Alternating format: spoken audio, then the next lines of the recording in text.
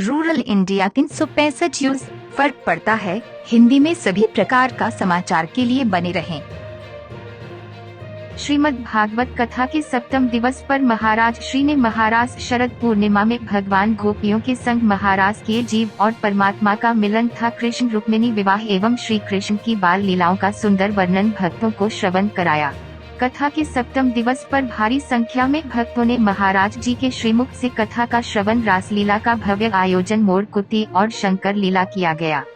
भागवत कथा के सप्तम दिवस की शुरुआत भागवत आरती और विश्व शांति के लिए प्रार्थना के साथ की गई। पूज्य श्री सुरेंद्र हरिदास जी महाराज ने कथा की शुरुआत करते हुए कहा कि सभी सनातनियों से एक निवेदन, जितने भी सनातनी मुझे सुन रहे हैं, भोली में सुन रहे अथवा धनबाद में सुन रहे, हर सनातनी की कुछ जिम्मेदारियां हैं। पिछले 2 से 3 दिन से मुझे देश में एक शब्द लिखा हुआ मिलता है, जानते हो क्या?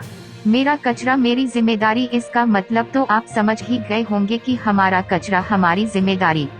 महाराज श्री ने कहा कि ये सरकारी कोई सेंटेंस होगा जो सरकार ने आप लोगों को शहर साफ रखने के लिए कहा होगा, लेकिन यही जिम्मेदारी, यही बात हमारा कचरा मेरा जिम्मेदारी हमारे सनातन पर भी लागू होती है, हम सब सनातनियों पर भी लागू होती है।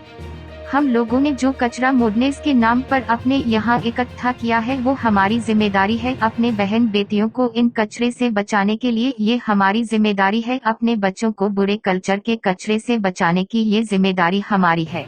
कुछ न कुछ आधुनिकता के नाम पर जो हमारे घरों में कचरा प्रवेश कर रहा है, उस कचरे को रोकने की जिम्मेदारी हमारी है। पड़ोसी नहीं आएंगे।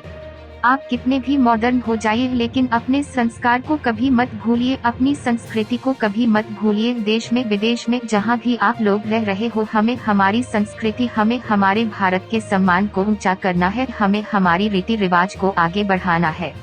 पूज्य श्री सुरेंद्र हरिदास जी महाराज ने कथा की शुरुआत कहा कि जो सनातनी है वो सब एक है, किसी भी जाति में किसी भी वर्ण में हो, हम सब एक है। हम ठाकुर जी के हैं, ठाकुर जी हमारे हैं। दूसरी गलती, जो मनुष्य मानसिक तनाव अधिक लेता है, जो सोचता है वो मेंटली डिस्टर्ब हो जाएगा, और अधिक समय मेंटली डिस्टर्ब रहने से मानसिक संतुलन खो देता है व्यक्ति और उम्र से ज्यादा दिखता है। अगर वो मानसिक तनाव लेता रहा तो वो उम्र से ज्यादा दिखेगा। तो इसलिए हम सभी को मानसिक तनाव लेने की बजाय कोई जीवन में समस्या आ जाए तो उसके निवारण के विषय में सोचना चाहिए, उसको खत्म कैसे किया जाए। इस संसार में ऐसा कोई व्यक्ति नहीं जिसके जीवन में समस्या नहीं, और इस ब्रह्मांड में ऐसी कोई समस्या नहीं जिसका समाधान नहीं।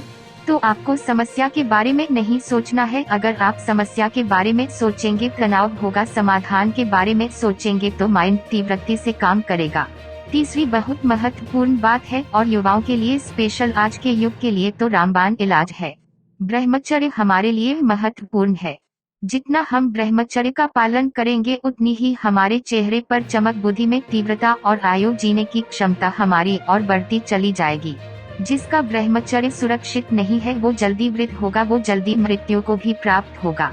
इसलिए हमारे ऋषि मुनियों ने परंपरा बनाई, जन्म से लेकर 25 साल तक ब्रह्मचारी व्यक्ति को रहना चाहिए, और जन्म से 25 साल तक का जो ब्रह्मचर्य है वो आपको 100 साल की आयु देता है। पूज्य सुरेंद्र हरिदास महाराज ने कथा का वृतांत सुनाते हुए कहा कि बिना साधना के भगवान का सानिध्य नहीं मिलता। द्वापर युग में गोपियों को भगवान श्री कृष्ण का सानिध्य इसलिए मिला क्योंकि वे त्रेता युग में ऋषि मुनि के जन्म में भगवान के सानिध्य की इच्छा को लेकर कठोर साधना की थी। शुद्ध भाव से की गई परमात्मा की भक्ति सभी सिद्धियों को देने वाली है। जितना समय हम इस दुनिया को देते हैं उसका 5% भी यदि भगवान श्री कृष्ण की भक्ति में लगाएं तो भगवान की कृपा निश्चित मिलेगी। पूज्य श्री सुरेंद्र हरिदास जी महाराज ने कहा कि गोपियों ने श्री कृष्ण को पाने के लिए त्याग किया, परंतु हम चाहते हैं कि हमें भगवान बिना कुछ किए ही मिल जाए, जो कि असंभव है। महाराज श्री ने बताया कि सुखदेव जी महाराज परीक्षित से कहते हैं, राजन, जो इस कथा को सुनता है उसे भगवान के रसमय स्वरूप का दर्शन होता है, उसके अंदर से काम हटकर श्याम के प्रति प्रेम जागृत होता है। रूरल इंडिया 365 यूज फर्क पड़ता है हिंदी में सभी प्रकार का समाचार के लिए बने रहें।